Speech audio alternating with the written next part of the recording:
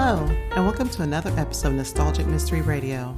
I'm your host, Stevie K, and it's my honor to bring you the radio shows of yesteryear. For this episode, I bring you The Adventures of Sherlock Holmes, episode titled The Camberwell Poisoning, originally aired February 18, 1946, where Holmes and Watson investigates the poisoning of the hated head of a wealthy family. So sit back and relax, and I hope you enjoy this Nostalgic Mystery Radio. Thank you for listening. Petri Wine brings you Basil Rathbone and Nigel Bruce in the new adventures of Sherlock Holmes.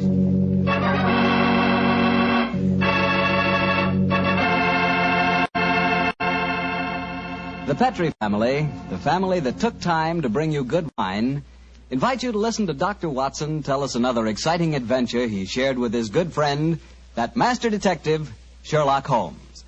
And I'd like to tell you about my favorite time of day. It's just before dinner. You know, when the family's all sitting around in the living room and wonderful things are cooking in the kitchen? Ah, that's for me. And boy, that's the time for a glass of sherry. Because Petri California sherry really makes waiting for dinner a pleasure. That Petri sherry is the perfect before-dinner wine. Just look at its beautiful amber color. And then taste that wonderful Petri sherry. What a flavor. Petri sherry has a rich, nutty flavor that's right from the heart of sun-ripened grapes.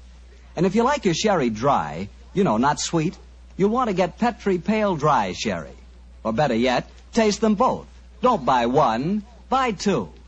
Those letters P-E-T-R-I on the label are the personal assurance of the Petri family that Petri sherry is truly good wine.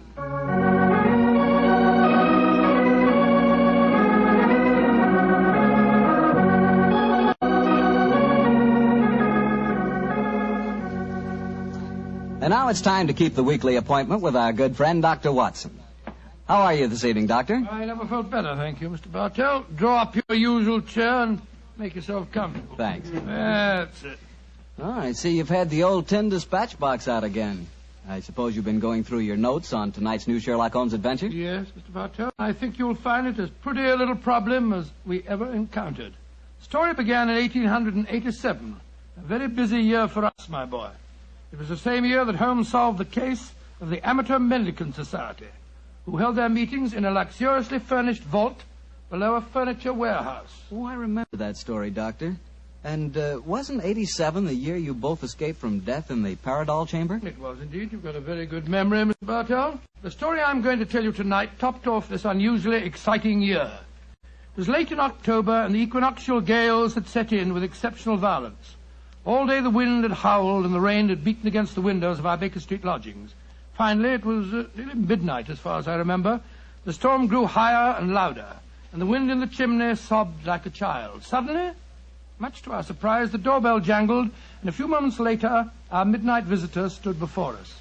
He was a man of about 45, and as he looked about him anxiously in the glare of the lamp, I could see that his face was pale and that his eyes heavy, like those of a man who was weighed down with some great anxiety. And yet when he spoke, his tone was businesslike and almost aggressive. I've come to you for advice, Mr. Holmes. That's easily obtained. And help. That is not always so easy. Help the gentleman off with his coat, will you, Watson? Yes, indeed. Here you are, sir. Let me hang it up for you. Thank you, sir. I heard of you, Mr. Holmes, from Major Prendergast. Oh, yes. He said that you could solve anything. Oh, I'm afraid he said too much. But you've never been beaten. I've been beaten 4 times, sir. 3 times by men and once by a woman. But supposing you sit down and introduce yourself. My friend's name is Watson, Dr. Watson. How do you do, sir? How do you do, Doctor? My name is Lovelace, Edmund Lovelace. And what brings you to me at this hour of the night, Mr. Lovelace? I'm in terrible trouble, Mr. Holmes. You don't know anything about me, but if you'll accept my case, you can save 4 lives. I wouldn't say that I know nothing about you, sir, though it's true that I know little beyond the somewhat obvious facts that, you're single, that you keep a dog, but not a manservant, and that you are much preoccupied with your business, which I take to be some form of insurance. Oh, come. Oh, steady. Now, what is this? Well, Black magic? I'll wager that my friend's right, though. Isn't he, Mr. Lovelace? Perfectly. But I'll be hanged if I can see how he knows Oh, it. it's a practical application of logic, sir. The briefcase that you carry might at first indicate a barrister or some other professional man, but your brusque, businesslike manner counteracts that suggestion. An insurance broker who must visit clients at odd hours is the likeliest man to combine that manner with a briefcase at midnight. But the wife and the manservant, and the fact that I'm preoccupied with my business. Your cufflinks don't match, sir. Each is from a different pair. That would suggest preoccupation, and it's a mistake that neither a wife nor a manservant would have allowed to pass. Yes, but how about the dog, Holmes? Oh, surely that's obvious, Watson. Well, I can't see it. I shall let you ponder on that matter while Mr. Lovelace tells us his problem. Mr. Holmes, are you as interested in preventing a murder as in solving one? Well, naturally I am, Mr. Lovelace. Even more so. But please tell me your story. I live with 4 cousins of mine in an old house in Camberwell. My grandfather left the house and a sizable fortune to the 5 of us on condition that we lived together and maintained the family unity. It probably won't surprise you to know that we've grown to get pretty much on each other's nerves. Well, what happens if one of you dies, Mr. Lovelace? His share is divided among the others, Doctor. Oh, yes. The wonder to me is, sir, that not that a murder may take place, but that it has not happened long ago. Who's responsible for the administration of the estate? My cousin Gerald. He's much older than the rest of us, and he's a thoroughly unpleasant, cantankerous man. Yeah. He gets an extra share in the estate as administrator, and in consequence he doesn't work. We feel, of course, that he lives off us, and we're continually quarrelling with him about it. Well, sounds like a jolly household, I must say. There's going to be trouble, Mr. Holmes, I know it. Gerald hates us, and he's jealous of our share in the estate. You spoke of preventing murder just now. Yet I can see that you've selected your cousin Gerald as the potential murderer. Am I right? Yes, you are. Mm-hmm. But don't think it's personal prejudice that makes me suspect him. I have good reason for doing so. Oh, what reason? This evening, just before dinner, I helped Gerald off with his topcoat and went to hang it up for him. As I did so, I heard a strange, metallic clink in one of his pockets. I slipped my hand inside it and found a hypodermic syringe and a small phial of liquid. I opened the phial and smelled it. Gentlemen, it reeked of bitter almonds. Bitter cyanide, eh? And what did you do? I thought of destroying it, but I realized that would put him on his guard, so I replaced it in his pocket. Of course, I warned the others, and we decided that I'd come to you.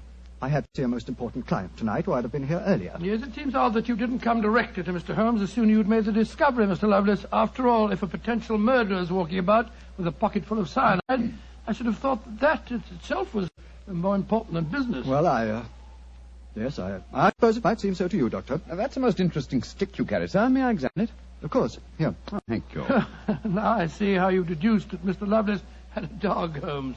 There are the marks of the dog's teeth on the stick. Yes, my dear Watson, but these marks under scrutiny give us even more specific information.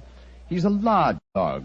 You've had him for some years, Mr. Lovelace, and he's now old and feeble. Well, you're perfectly right, but I'll be hanged if I can see how you can tell that from looking at a walking stick. This stick is covered with teeth marks, therefore it has been carried many times by the dog. Now, it's a heavy stick, so only a large dog could have carried it. And the teeth marks also indicate a large jaw. The older marks are deep sunk. Look here. The fresh ones, where the wood has not yet darkened, are shallow. Yes, it's obvious that the jaws are losing their strength. That's very clever of you, Mr. Holmes, but I don't see what it has to do with the case in hand. Oh, neither do I, Holmes, I must confess. No, surely it tells us that your story, Mr. Lovelace, may bear a less terrifying implication than you think. On the other hand, its implication may be even more terrifying. Though it's late at night, I feel that any further delay in this matter would be extremely dangerous. I suggest that we get a cab and come to your house in Camberwell at once.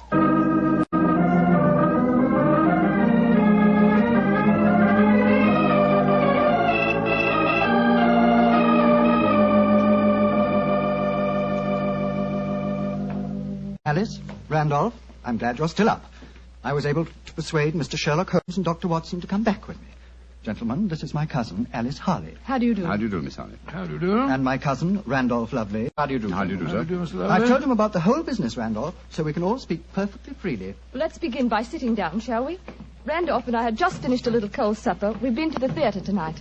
Well, Mr. Holmes, I suppose Edmund told you about finding the hypodermic syringe and the cyanide in Gerald's coat pocket. Yes, tonight. indeed. May I ask where your cousin Gerald Lovelace is now? We left the house at 7, but I imagine Gerald went upstairs at 8, as usual. Didn't he, Edmund? On the stroke of 8, Alice. He's very fixed in his habits, Mr. Holmes. He goes up to his room every night at 8.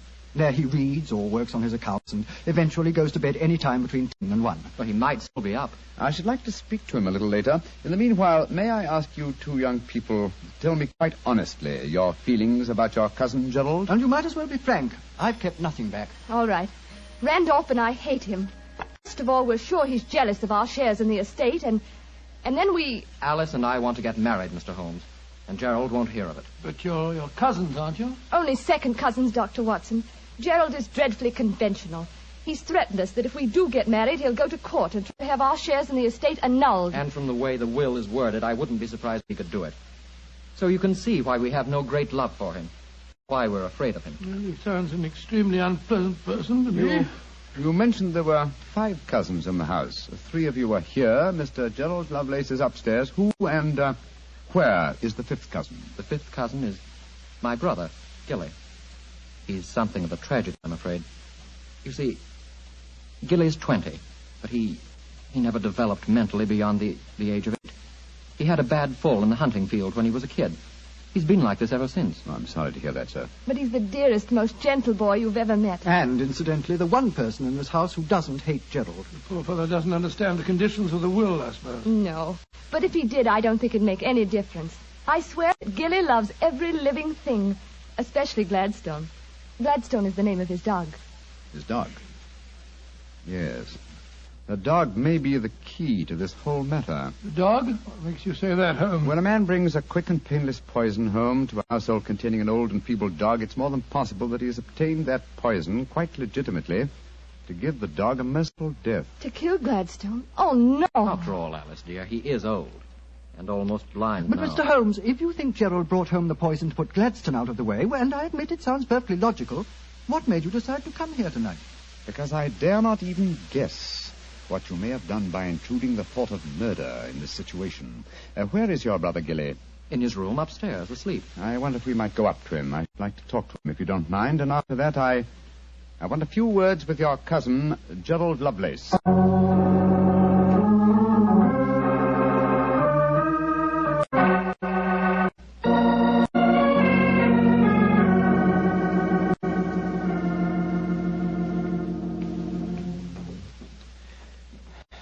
He's asleep, Mr. Holmes. Yes, with a dog in his arm. I'm afraid we'll have to waken him. Gilly? Gilly? It's all right, Gladstone. We're not going to hurt him. Gilly? Who is it? Oh, hello, Alice. Who are these men? They've come to take Gladstone away. No, Gilly, we haven't. Oh, of course not, Gilly. We've just come to admire him. Your brother's been telling us what a fine dog he is. Oh, that's different. Isn't he beautiful? I just had such a wonderful dream about him. Such a wonderful dream. What was it, Gilly?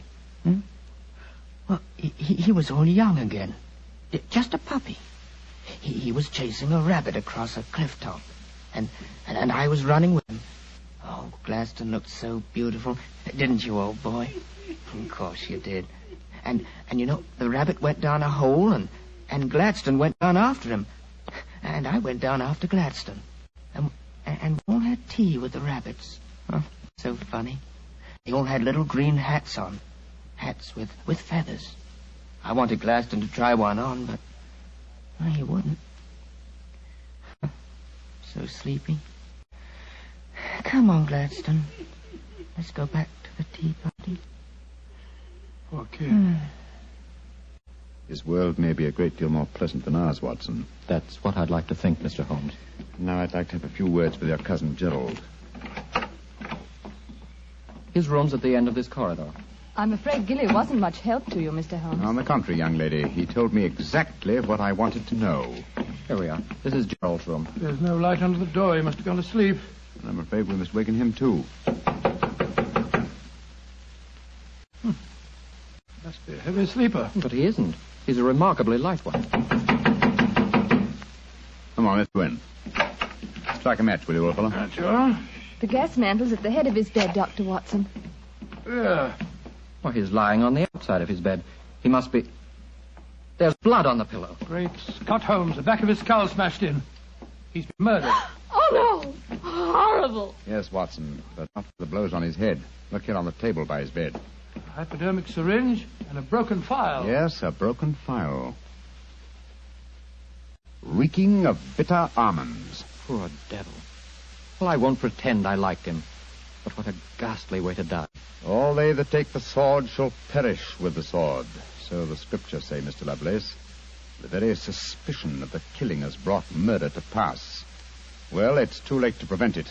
Our job now is to find the killer and see that he's brought to justice.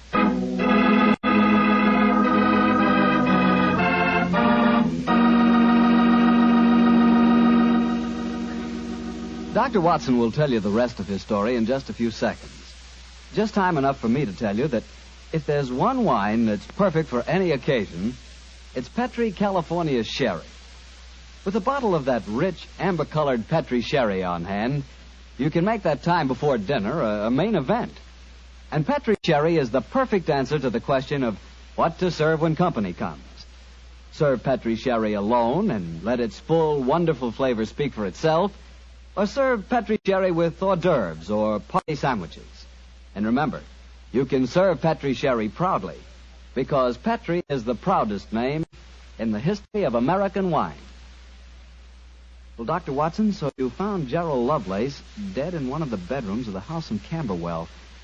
What did you do? Send for the police? Not at once, Mr. Bartell. Sherlock Holmes persuaded the remainder of the household to give him the opportunity of examining the scene of the crime carefully before the police were sent for. And so, a few minutes before 1 o'clock that October night, Holmes and I stood alone in the room of death. Turn the gas a little higher, will you, old chap? There you are. You know, Holmes, I think you should have sent for the police right away. In a case like this, Watson, I prefer to be my own police. When I have spun the web, they may take the flies, but not before. What are the results of your medical examination, old chap? Well, it's exactly as you reconstructed it, Holmes. He was first beaten on the head with that poker lying on the floor. Then he had the full phial of cyanide injected into his left wrist. Can you estimate the time of death too accurately? No, this room's confoundedly hot. He might have died any time from 1 to 5 hours ago. Yes. It's now 1 o'clock, and we know that he was alive at 8. Mr. Edmund Lovelace saw him leave for his room at that hour. Yes, if he was telling the truth. One thing we do know for a fact is that this man was murdered at the exact moment he was going to bed. He's wearing his nightgown and nightcap, but his bed has not been slept in. Well, isn't it possible that the murderer might have killed him shortly after 8 and then dressed him in his night clothes to confuse us? No, my dear chap. You will notice that the hypodermic needle passed through the sleeve of his nightshirt. Here. Also, the nightcap is crushed and bloodstained from the blows of the poker. No, Gerald Lovelace had prepared for bed. Yes. Look at the glass of water on the night table and the prayer book and the watch. Yes. Signs of a prosperous and meticulous man. Mm-hmm. A fine gold watch and in excellent condition. Aha.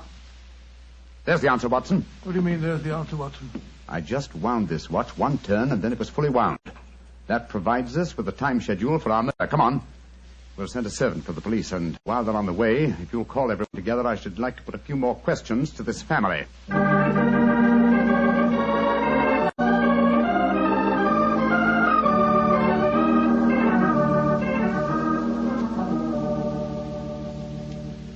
Before the police arrive, I should like to hear your statements again very carefully, if you don't mind. Mr. Edmund Lovelace, what were your exact movements tonight? I left here shortly before 10. From 10 o'clock until the time I came to Baker Street, I was with my client. His name and address, please.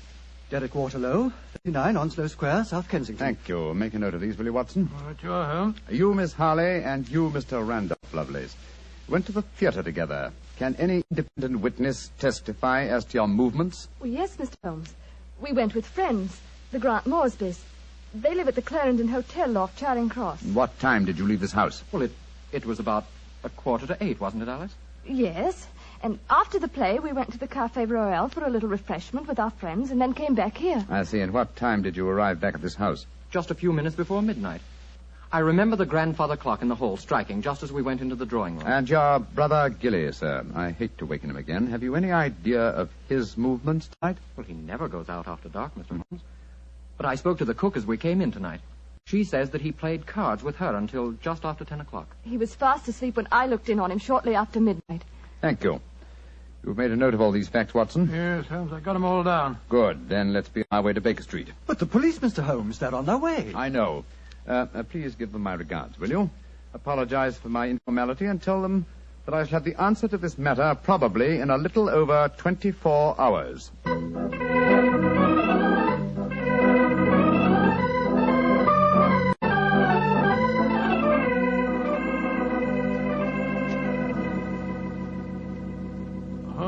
here it is well after midnight.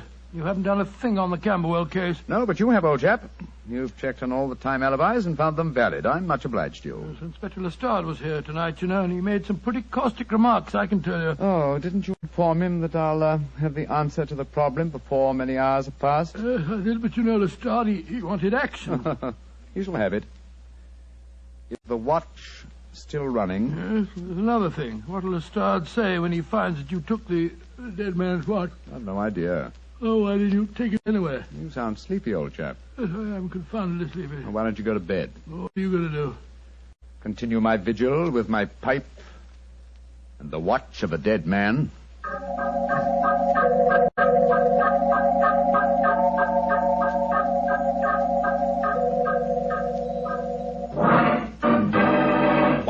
Watson, wake up! What time is it? 5 o'clock in the morning. Good Lord, will you dig up at this hour? The watch has just stopped.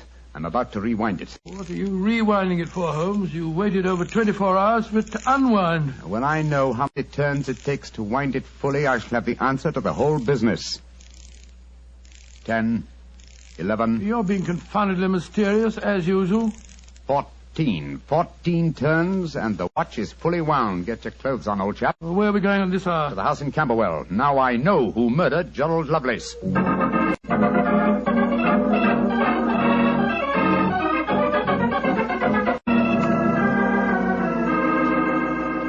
Mr. Edmund Lovelace, I'm glad you let us in. Please take us up to your young cousin's room at once. Gilly? What do you want with him? I'll explain in a moment. Please take us up to him. Oh, of course, but what brings you here at this hour of the morning? Mr. Holmes knows who murdered your cousin. Well, I'm glad to hear it. It's more than the police seem to know. They were here half the night cross-examining us. Here we are. I don't think we'll bother to knock.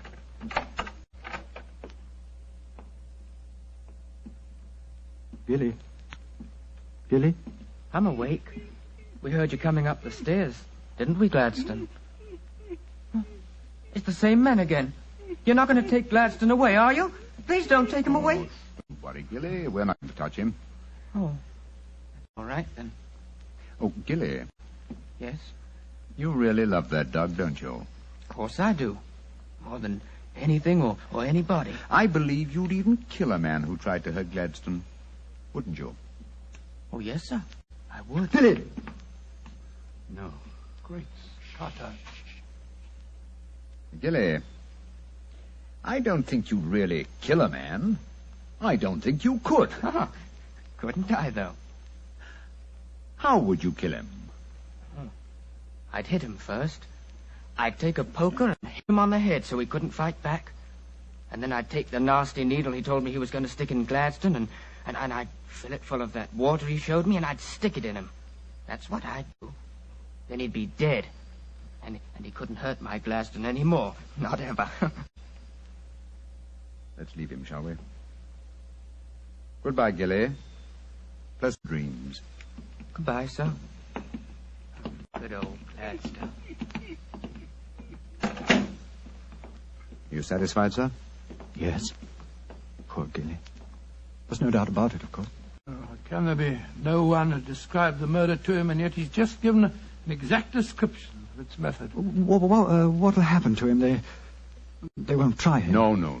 A little pressure in the right places, and he'll be released to a private nursing home. I'll do everything I can, Mr. Lovelace. Thank you, Mr. Holmes. Thank you very much.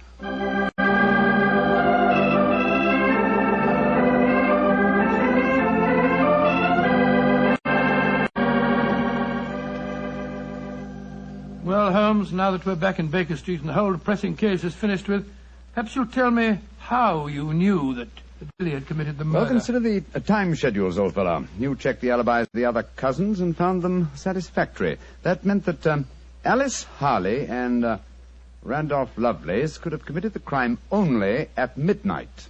Edmund only before 10. Gilly only around 11. You said that the time of death could have been at any of those hours. Yes, I did. So how did you pin it down to 11? The watch gave me the specific answer. When I picked it up, I unthinkingly wound it. Made one turn and was then fully wound. Now, when does a methodical, precise man like Gerald Lovelace wind his watch? Just as he's going to bed. Exactly, old fellow. So that it was obvious that he was killed precisely one watch stem turn before I wound his watch. Now I'm beginning to see daylight, Holmes. So you let the watch run down? That's what I did. It took 28 hours, from 1 o'clock the night before last until 5 this morning. Now, how many turns did it take to rewind it? 14, wasn't it? That's right. Therefore, 1 turn of the watch stem equaled 2 hours, proving that Gerald Lovelace had been murdered 2 hours before 1 o'clock at 11 p.m. When Gilly was the only one who could have done it. You know, Holmes, I still find it hard to believe that boy was capable of such a ghastly crime. He seemed so gentle. Oh, he is. Except when his beloved dog's life was at stake, probably out of some mistaken notion of kindness. Gerald Lovelace warned the boy of his intentions regarding the dog. It's a sad business, Watson, a sad business. I hate to think of that boy spending the rest of his life in a mental home. I have one prayer for his future. What's that, Holmes? The dog Gladstone can't live very long. I pray that Gilly does not long outlive him.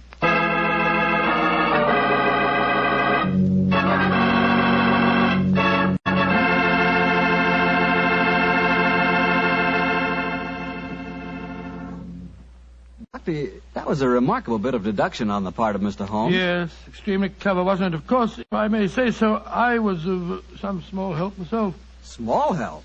Why, Doctor, you practically solved the case by yourself. Oh, I wouldn't go as far as saying that. But, Doctor, you did check all the alibis, didn't you? Yes, I checked where each suspect was at various times. Yes, you checked time.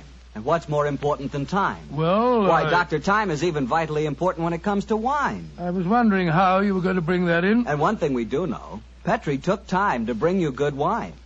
So nobody can miss with Petri wine. It's just got to be good. You know, you can't be in the wine business as long as the Petri family without really learning all about the fine art of making wine. And don't forget, the Petri family has been making fine wine since way back in the 1800s.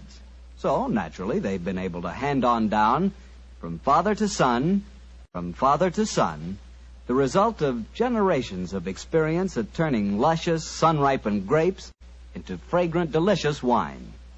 No matter what type of wine you prefer, you'll like it more if it's a Petri wine, because Petri took time to bring you good wine. Well, Dr. Watson, what new Sherlock Holmes story do you plan to tell us next week? Well, now, next week, Mr. Bartell, I'm going to tell you a most unusual adventure that Holmes and I had when we were attending a performance at the Opera House in Rome. It concerns a famous singer who lost her voice, an understudy who was nearly lynched, and a murder that baffled the police. I call it The Adventure of the Terrifying Cat. Well, that's a story we've got to hear. Thank you, Mr. Bartell. And before you go, I want to talk to our friends about their war bonds. You know, during the war, the best investment we could find was the United States war bond. And for my money, they're still a great investment. They're called United States savings bonds now, and only the name is changed. Savings bonds are sold in the same denominations and give you all the same advantages. And you can buy savings bonds at the same places, at your bank or your post office or through the payroll savings plan. So invest all you can in United States savings bonds, because you cannot find a better or a safer investment.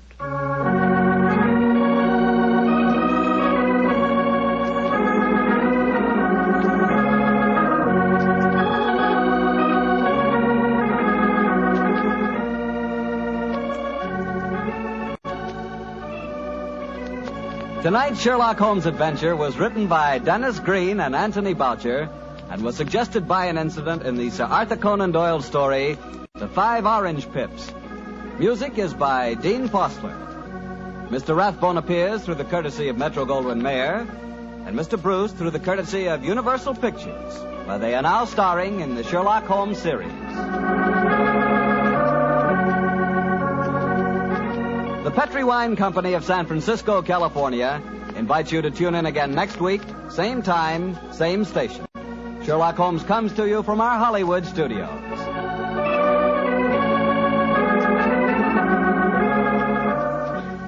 This is Harry Bartell saying good night for the Petri family. Listen every Monday on most of these same stations at 8 o'clock to Michael Shayne, followed immediately by Sherlock Holmes. This is the Mutual Broadcasting System.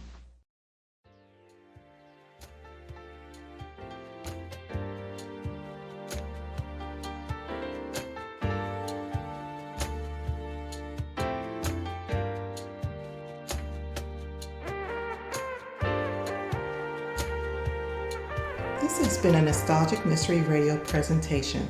I hope you enjoyed this episode. Please feel free to like and rate this podcast on your favorite app. Also, there's a Nostalgic Mystery Radio YouTube page for your perusal to subscribe to. You can contact me by emailing me at nostalgicmysteryradio@gmail.com. I hope you have a blessed day or evening. And again, thank you for listening.